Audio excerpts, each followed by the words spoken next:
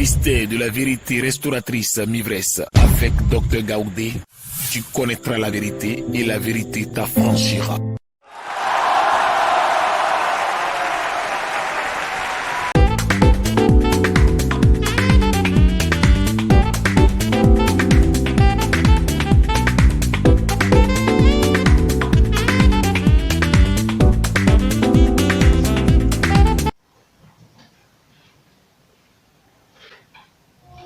Je vous salue dans le nom de Jésus de Nazareth. Que la paix de Christ soit avec vous.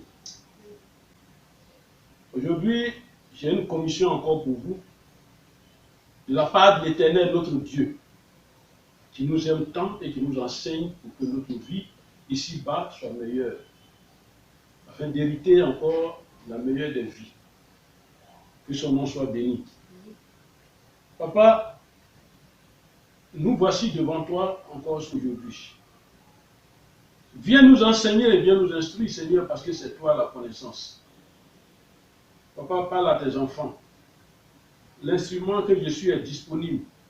Utilise-moi comme tu veux. Pour parler à tes enfants, pour édifier tes enfants, pour délivrer tes enfants, pour changer la vie de tes enfants. Agis, Papa, selon ta volonté, au nom de Jésus. Amen. La parole d'aujourd'hui que le Seigneur nous donne est tirée du livre de Exode. Et donc, nous allons prendre le livre de Exode. Le livre de Exode chapitre 20. Exode chapitre 20, versets 4 à 5. Versets 4 et 5. Exode chapitre 20, versets 4 et 5. Tu ne te feras point d'image taillée, Tu ne te feras point d'image taillée, ni de représentation quelconque, ni de représentation quelconque, des choses qui sont des choses qui sont en haut dans les cieux, en haut dans les cieux, qui sont qui sont en bas sur la mer, en bas sur la terre, pardon, et qui sont et qui dans sont les eaux plus bas dans les eaux plus bas que la terre. de la terre. Tu ne te prosterneras point devant elles, Tu ne te prosterneras point devant elles, et tu ne les sanctifieras, et tu ne les serviras point. et tu ne les serviras point. Mhm. Car moi, l'Éternel, ton Dieu, Car moi, l'Éternel, ton Dieu, je suis un Dieu jaloux. je suis un Dieu jaloux, Tu punis l'iniquité des pères qui punit l'iniquité des pères sur les enfants, sur les enfants, jusqu'à la troisième troisième et la quatrième et la génération quatrième génération de ceux qui me haïssent. Parole de l'Éternel. Amen. Amen. Amen. Donc nous venons d'écouter dans le livre d'Exode 20, versets 4 et 5, nous venons d'écouter cette parole, cette commission du Seigneur aujourd'hui, encore pour nous. Ces deux versets. Ces deux versets sont tirés des 10 commandements que l'Éternel a donnés aux humains que nous sommes. C'est une loi. C'est une loi donnée par l'Éternel pour réguler la vie des hommes. Je veux parler des 10 commandements. Et de ces 10 commandements, le Seigneur tire aujourd'hui deux. Le deuxième et le troisième commandement. Mais tout va s'articuler autour du deuxième commandement. Aujourd'hui, c'est le deuxième commandement qui nous intéresse parce qu'il cache une connaissance. Que nous dit ce deuxième commandement? Il dit, tu ne te feras pas d'image taillée. Tu ne feras pas une représentation quelconque des choses, de tout ce que Dieu a créé, des choses qui sont sur la terre. Et nous savons aussi que l'homme c'est une chose. Je ne vais pas rentrer dans cette philosophie, cette philosophie des quatre. Je ne vais pas rentrer dans toutes ces philosophies. Amen. Amen. Il dit tu ne feras pas une représentation quelconque de tout ce que Dieu a créé, bien sûr. Et cette loi précise, elle précise et elle classe même toutes ces choses-là en trois grands groupes. ce qui est dans les cieux, il ne faut pas faire des représentations. Tout ce qui est sur la terre et tout ce qui est sous la terre, dans les eaux plus bas que la terre. Amen. Amen. Alors l'Éternel nous donne des ordres selon cette loi.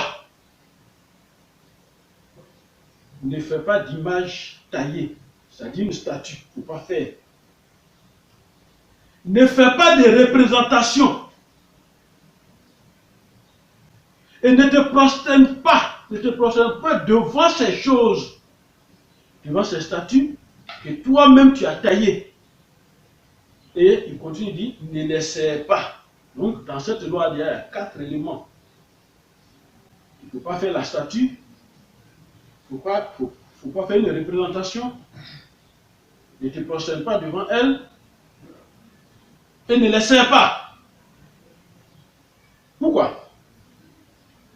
Parce qu'il y a des conséquences. Lesquelles? Relisons le verset 5 qui dit, le verset 5, les autres 20, verset 5, il nous dit, Tu ne te prosterneras point devant elle, tu ne te prosterneras point devant elle, tu ne les serviras point, tu ne les serviras point. car moi, L'Éternel, ton Dieu, moi qui suis ton Dieu, je suis un Dieu. je suis un Dieu jaloux. Tu punis l'iniquité des pères L'iniquité des pères sur les enfants, jusqu'à la troisième, jusqu'à la troisième, à la quatrième génération, la troisième et la quatrième génération de ceux qui me de ceux haïssent. qui me haïssent. Amen. Amen. Les conséquences, c'est quoi? Il y a la jalousie de Dieu qui frappe tous ceux qui font ça. La jalousie de Dieu frappe. Il dit, je suis un Dieu jaloux qui punit l'iniquité. Il y a la jalousie de Dieu qui frappe. Deuxième conséquence, c'est une iniquité que Dieu punit. Dieu punit cette iniquité. Pourquoi il dit, je suis un Dieu jaloux? Lui qui a créé sa chose, il aime sa chose, c'est que nous sommes nous. Il nous a créé toute la création. Il nous aime, il aime sa chose. Et puis, celui-là qui n'a pas créé, on se tourne vers lui et on dit, c'est lui qui est notre papa. C'est comme si tu es un père qui t'a mis au monde. Et puis tu trouves quelqu'un que tu ne connais pas sur la route, tu dis, c'est lui qui est ton père. Dieu va donc être jaloux de cette décision. Il dit, il est un Dieu jaloux. Alors, voici donc le texte d'aujourd'hui. Mais ce qui retient notre attention, c'est un seul mot qui résume cette histoire-là. Et c'est ce mot-là qui est le thème du jour. Le thème du jour, c'est ce mot-là.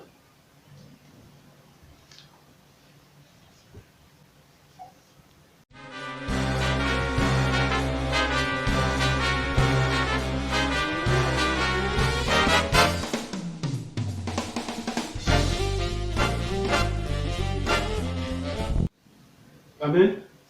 Et le thème d'aujourd'hui, donc, c'est la représentation. La représentation. C'est le thème d'aujourd'hui. Je ne veux pas entrer dans les définitions de ce mot. Je reste dans mon cadre spirituel. Voyons tous ensemble les réalités en face. Alléluia. Ce monde dans lequel nous vivons est géré par des lois. Ce monde dans lequel nous vivons, il est géré par des lois. Or, nous disons que nul n'est censé ignorer la loi. Ça veut dire que toi, même si on ne t'a pas enseigné la loi, tu dois connaître et tu connais, la loi peut te sanctionner. Donc, tu la connais ou pas, elle doit te sanctionner. Amen. Un homme ou une femme peut représenter son chef. Ça, c'est une représentation. Quelqu'un peut représenter son patron ou son ami à une rencontre, à une réunion, à une assemblée, à une cérémonie. Ça, c'est une représentation. Représente. Je ne veux pas parler de cette représentation. Tu peux représenter ton père, tu peux représenter ta mère. Tu peux représenter ton association, l'association dans laquelle tu vis, dans laquelle tu es. Tu peux la représenter à une cérémonie.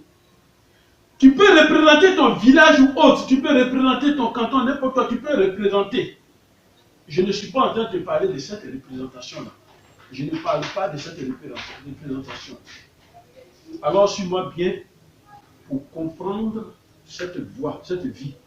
Suis-moi bien pour comprendre cette vérité sur la représentation.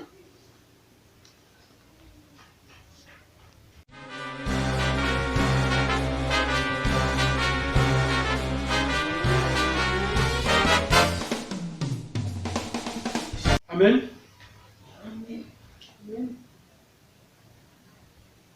Sur la terre, dans ce passage de ta vie, toi qui m'écoutes, tu ne représentes personne. Amen. Chacun de nous sur la terre est un cas unique. Tu ne représentes personne, tu ne représentes pas quelqu'un parmi les humains, tu ne représentes personne. Tu représentes toi-même, c'est-à-dire que tu te représentes toi-même. Mais pourquoi donc nous parlons de représentation? Pourquoi nous parlons de représentation? Dans le texte d'aujourd'hui, l'Éternel te dit de ne pas représenter sous une forme quelconque ce qui est dans les cieux. C'est-à-dire, qu'est-ce qui est dans les cieux? C'est-à-dire, il y a Dieu lui-même. On sait que Dieu est partout. Il y a Dieu lui-même. Il y a les saints, les anges. Il y a le soleil, la lune, Marie, Jésus. Donc les planètes et tout ça. Les étoiles. Voilà ce qui est dans les cieux. Il y en a beaucoup. Plein d'univers. Voilà. Donc il y en a beaucoup. Alors ce sont des choses qui sont dans les cieux. Et ces choses-là, Dieu dit, et c'est écrit. Dieu dit, toutes ces choses ont été créées pour toi, pour te servir. Et c'est dans cette ignorance que nous sommes. La chose, ton papa a acheté une télévision, c'est pour toi. C'est pour que tu regardes les films, tu regardes la télé. Voilà, pour tes loisirs, pour que tu t'amuses. Mais la télévision, tu prends maintenant la télévision comme Dieu. Tu envoies poulet devant, tu envoies le courrier, tu décores. Parce que cette télévision-là, il y a l'esprit dedans qui va te parler. Qu'est-ce que papa va dire? C'est ce que ça veut dire. Tu connais comment la Bible parle du soleil. C'est pour t'éclairer, pour présider au jour. Comment la Bible parle de la lune. Tu connais toutes ces choses. Amen. Alors toutes ces choses t'ont été données pour te servir. C'est pour toi, c'est pour te servir. Pourquoi? La Bible dit dans Romains 1, verset 20 à 23, qu'on va lire. Romains 1, allons-y. Dans le livre de Romains. On va choisir le livre de Romains. Romains chapitre 1.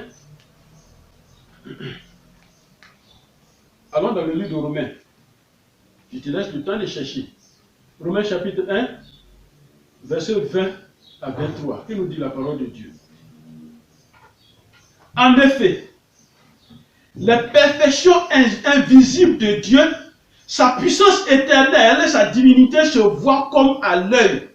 Depuis la création du monde, quand on les considère dans ses ouvrages, ils sont donc inexcusables. La création de Dieu, écoutez-moi bien, c'est une perfection invisible, mais nous la vivons, mais nous savons qu'elle est rien, et nous cherchons à la démontrer, et nous poussons nos démonstrations de manière à écarter Dieu, et pour ne pas comprendre que c'est Dieu qui a créé toutes ces choses-là pour nous. Amen. Alors il dit, puisque ayant connu Dieu, ils ne l'ont point glorifié comme Dieu, et ne lui ont point rendu grâce, mais ils se sont égarés dans leurs pensées. Et nous sommes égarés dans nos pensées, dans nos philosophies. Nous nous sommes égarés et nous tâtonnons et nous cherchons maintenant qui est Dieu, où est Dieu, comment on va faire. C'est quand ça ne va pas, quand le grand fléau frappe, quand la grande maladie te frappe et que tu sais que tu ne peux pas te lever, c'est là que tu dis, et Dieu. Alors que nous sommes égarés dans nos pensées. Il dit, et leur cœur sans intelligence a été plongé dans les ténèbres. Et voilà comment nous sommes. Alors, se vantant d'être sages, ils sont devenus fous. Il parle de nous, humains. Se vantant d'être sages, qu'on connaît trop, on est tellement instruits qu'on ne peut pas nous enseigner, on ne doit pas nous enseigner, nous devenons fous. Alors, qu'est-ce qu'on a fait? On dit, ils ont échangé la gloire du Dieu incorruptible en image représentant l'homme corruptible. Voilà où ça nous a amené. Amen. On a changé la gloire de Dieu. On a pris les choses de Dieu, on a changé la gloire de Dieu. On a pris le bois. Regarde le bois qui est là, le pupitre là, c'est en bois. Ce même bois là, coupé dans la bouche, on peut le prendre pour tailler une statue et puis on commence à prier. Donc, pourquoi ne pas prendre le pupitre et puis faire un Dieu en même temps? On a changé la gloire de Dieu incorruptible, Dieu qu'on ne peut pas corrompre, en une gloire corruptible. C'est-à-dire quoi? Une statue qu'on a taillée, qui est dans l'hôtel d'un féticheur. Et cette statue-là va te parler. Alors, cette statue-là va te mettre dans la corruption démoniaque. Et puis tu n'es plus enfant de Dieu. Et tout ce que tu fais, ce n'est plus rien. Dieu ne te regarde plus. Ne nous trompons pas. Ne nous trompons pas. Amen. Un jour, nous parlerons de la volonté de Dieu, ce que Dieu veut. Dieu te dit de ne pas représenter les choses qui sont sur la terre, sous la terre. Il dit de ne pas les représenter, c'est-à-dire de ne pas faire les statues, sous forme de statues. Amen. Mais sur la terre, il y a quoi? On a parlé de la nature. Mais sur la terre, il y a quoi? Il y a l'homme, il y a les oiseaux, il y a les montagnes, il y a les reptiles, il y a la terre elle-même, il y a les animaux, il y a les arbres, il y a les rivières, et ce qui peuple les rivières. Ça, c'est ce qui est sous la terre, ça. Ce qui peuple les rivières. C'est-à-dire, une rivière, nous les hommes, on va trouver qu'il y a un génie, il y a une Mami Wata, il y a un esprit dans l'eau là qui va nous arranger. Et c'est ça. Hier, j'étais au bord j'étais sur la lagune dans une pinasse. Il y a une femme qui est venue avec son féticheur. Au bord de la lagune, tuer un poulet, faire des incantations et puis donner le poulet là à la lagune. Voyez l'ignorance humaine. L'eau, Dieu a créé l'eau pour que tu boives. Il a créé l'eau pour que tu te laves. Il a créé l'eau pour que tu laves tes habits. Il a créé l'eau parce que l'eau est source de vie. Et il a créé. Mais toi, tu dis, l'eau là, il y a un esprit dedans. Mais s'il y a un esprit dedans, celui qui a créé l'eau, quel est son esprit? Amen. Amen. Alors quand Dieu a tout créé, c'est à toi qu'il a donné de les dominer.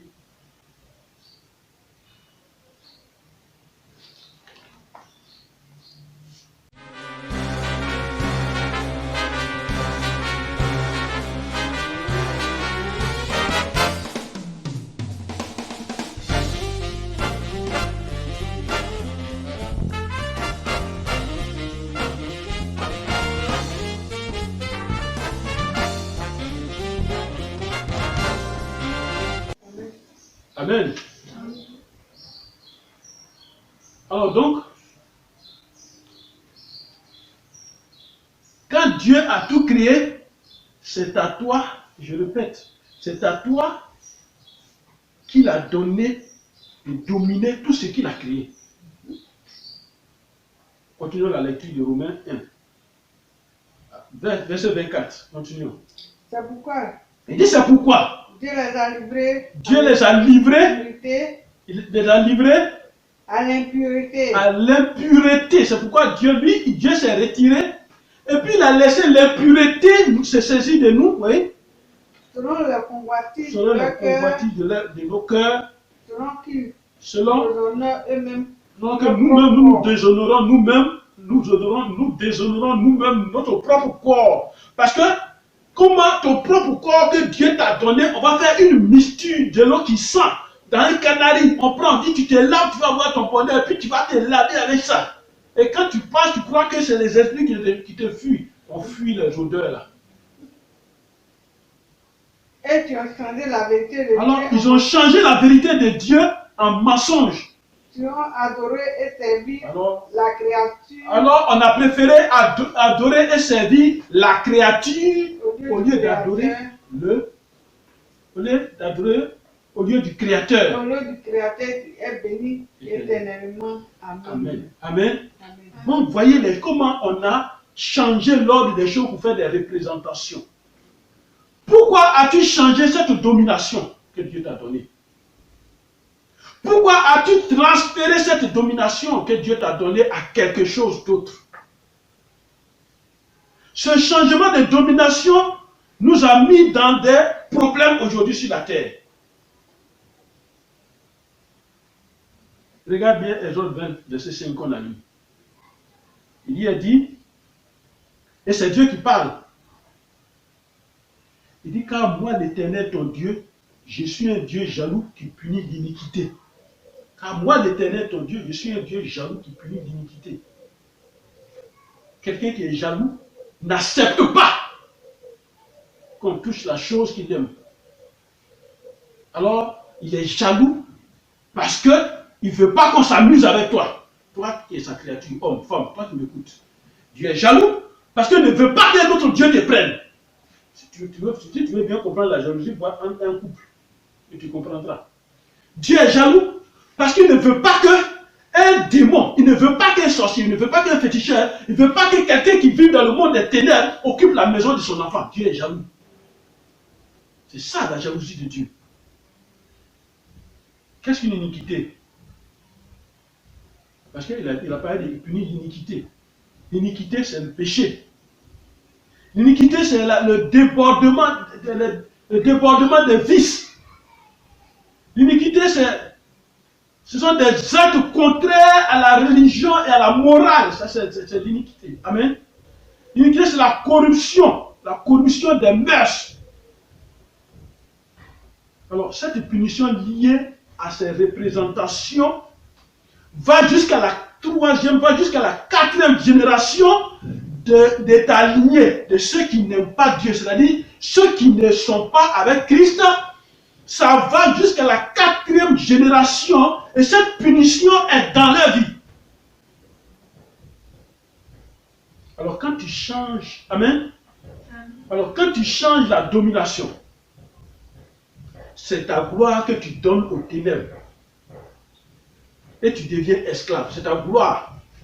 C'est ta renommée que tu donnes aux ténèbres. Quand tu t'assois devant une statue, quand tu t'assois devant un autel démoniaque, c'est ta gloire que tu as transportée, que tu as envoyée là-bas. Amen.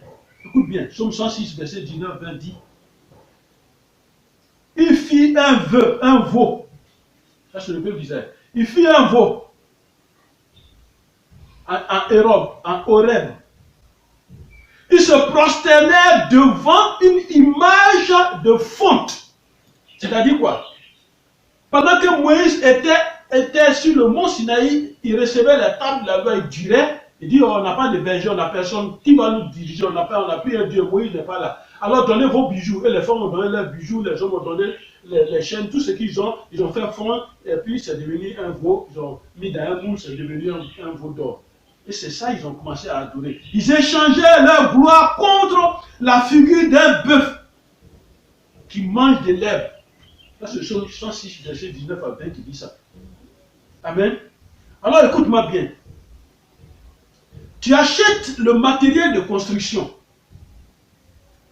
Ça, c'est la première étape. Tu achètes le matériel de construction. Ou bien tu vas dans une forêt, tu coupes un tronc d'arbre. Et là, tous les efforts que tu fais, tu marches, tu prends une hache ou bien tu as une scie, et puis tu coupes un tronc d'arbre.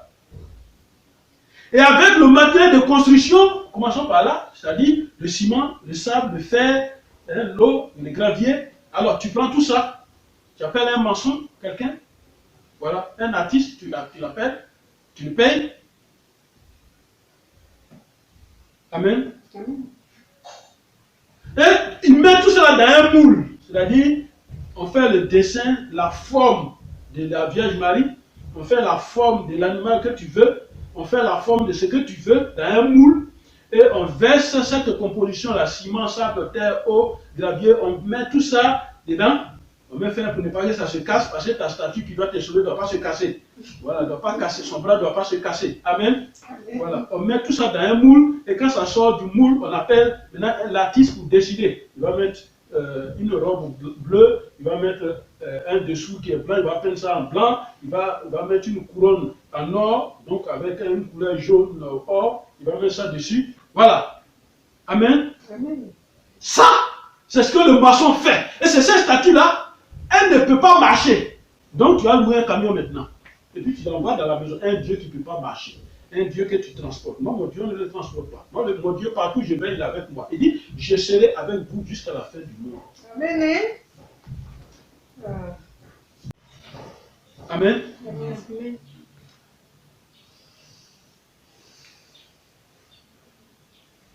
Alors, maintenant, prenons le cas de celui qui va dans la bouche. Il coupe le bois, il taille, il transpire. Si c'est lui-même, il va transpirer. Ou si c'est quelqu'un d'autre, un artiste, il va transpirer. Pour leur donner la forme de Marie. Je ne sais pas où on a pris la photo de Marie. Je ne sais pas. La forme de Joseph. La forme de Jésus. Je ne sais pas où on a pris la photo. Il dit Marie de Jésus un jour. Bon, moi, je n'ai pas encore découvert dans mes recherches, je n'ai pas encore trouvé. Amen. Amen. Mais j'ai trouvé que Jésus, on m'a démontré que Jésus est noir. Ça, je peux le démontrer. Mais ce n'est pas ça qui est le problème de débat. Mais le débat, le problème c'est quoi? C'est faire ces représentations de Saint Joseph, Saint Michel, Saint Archange, Saint... Voilà. Tellement on connaît leur taille, on connaît leur figure. Donc, on fait ces représentations. Et tu les déposes devant toi et tu les adores. Tu les déposes devant toi et puis tu les adores. Tu as mis une statue en bois, tu l'as mis là. Mais tu fais tout pour que le feu n'arrive pas là. Parce que le feu, lui, ne respecte pas ton Dieu, il peut brûler. Il peut brûler ton Dieu. Mets une bougie, colle une bougie à côté, il va brûler ton Dieu demain. Jusqu'à demain. Amen. Amen. Alors, ces deux-là, qui les anime? C'est la question spirituelle qu'on doit se poser. Qui les anime?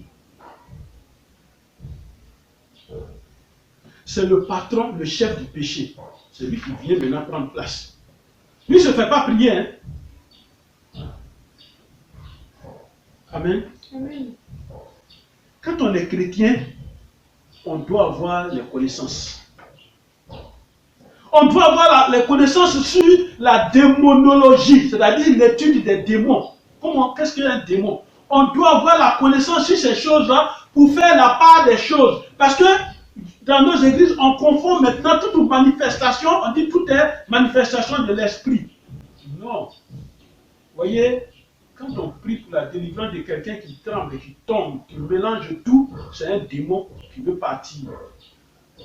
Ne dis pas que ça, c'est l'Esprit de Dieu qui est rentré en lui. Non, non. Le démon, quand il veut partir, il mélange tout, il ne veut pas, il refuse. Amen. Dieu savait que les démons occuperaient et rentreraient dans les créations, dans les créatures. Dieu savait que les démons vont entrer. Un jour, on va vous parler de la démonologie et comment les démons entrent. Ils vont rentrer, ils cherchent, Dieu sait qu'ils vont rentrer pourquoi? Pour changer l'ordre de la domination de l'homme. C'est ce l'objectif ça. Il faut changer l'ordre de la domination de l'homme. L'homme domine sur la création, Satan n'est pas content. Alors il faut changer l'ordre là. Et toi qui m'écoutes, tu as accepté. Tu dis, moi j'accepte que l'autre de mon village là me commande, me donne des instructions pour que, voilà, ça c'est bon. Igname comme moi, il me donne des instructions. Voilà, ça c'est bon. La montagne là doit me donner des instructions. Voilà, ça c'est bon. Amen. Amen. Alors écoutons cette histoire biblique. Il est de Matthieu 8, verset 30 à 32. Matthieu chapitre 8. Matthieu 8. Allons dans le livre de Matthieu. Écoutons la parole de Dieu. Matthieu 8, verset 30-32. Écoutez la parole de Dieu. Je veux qu'on lise, c'est pourquoi je fais traîner, qu'on lise. Il dit, il y avait loin d'eux un grand troupeau de porceaux. ouais, de pourceaux. Vous connaissez bien cette histoire de Jésus, que Jésus a vécu. Mais je veux qu'on lise et qu'on écoute selon ce que Dieu lui-même a écrit dans la Bible. Je donne ma parole. Un grand troupeau de pourceaux Oui. qui se faisait. Les démons priaient Jésus. Alors les démons, écoutez très bien, donc ça veut dire qu'il parle.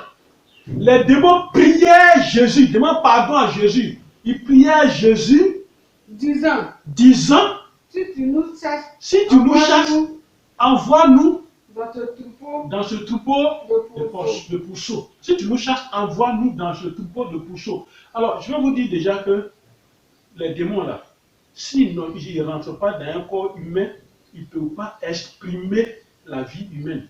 Parce que ce sont des esprits. Je donne un exemple. Un démon de vol, tout seul ne peut pas voler.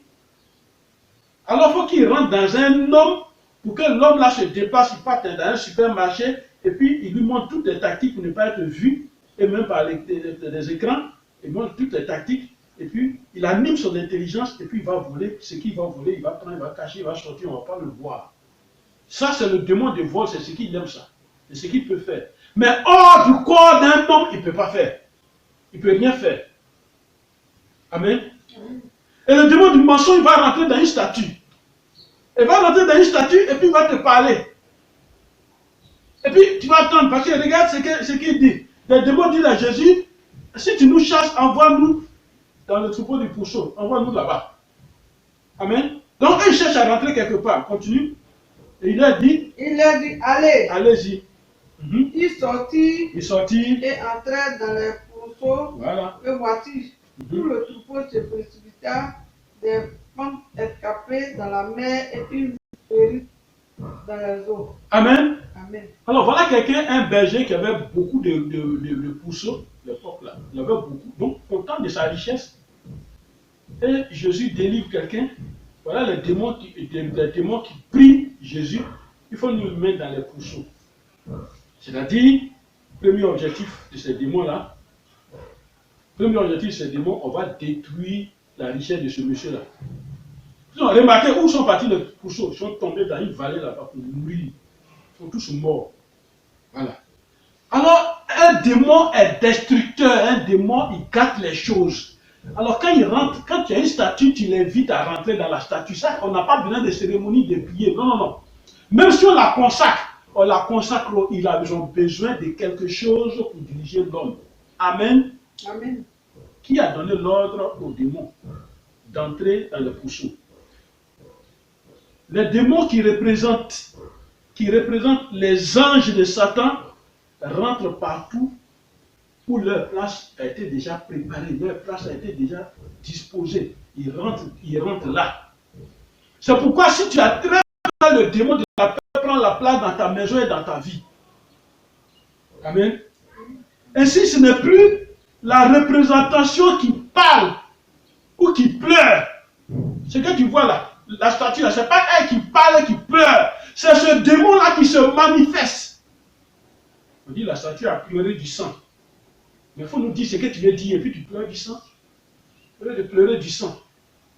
La statue a pleuré du sang. Et ces démons-là ils font aussi des apparitions. Amen. Amen. Et c'est le démon que tu as invité à te dominer qui a pris la place pour te séduire et te mentir.